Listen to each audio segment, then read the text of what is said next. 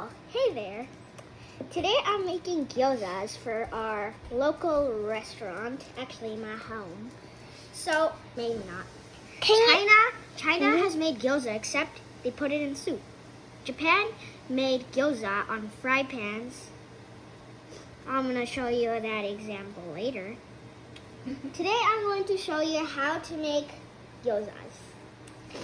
First, you need, if you go to a Chinese local market, you can find these pop sticker things. What does it say? It says Gyoza pot stickers wrappers. You just buy this.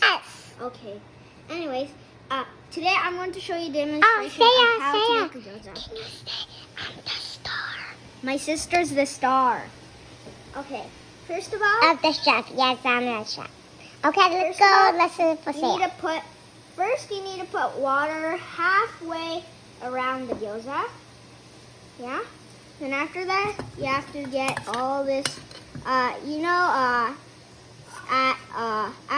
Costco or something, there's grounded beef, and you can make a mixture of things with like spinach. Like pork, grounded pork. Yeah. You buy grounded pork or something, or make it, and then after that, you put it on the gyoza. Put it off a little bit. I need a bit from you. Sorry. Thank you. Okay. Now we need to do this. Done. The pop sticker's done. It's that simple. Or gyoza, whatever. Anyways, I'm going to tell you a tip. How to make gyozas yummier.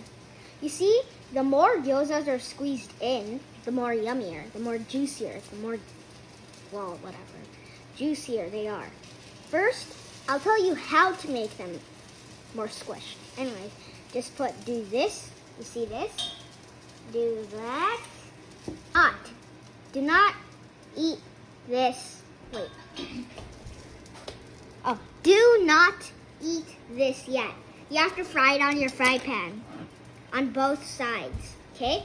Okay. If you're a kid, do not fry it on your own.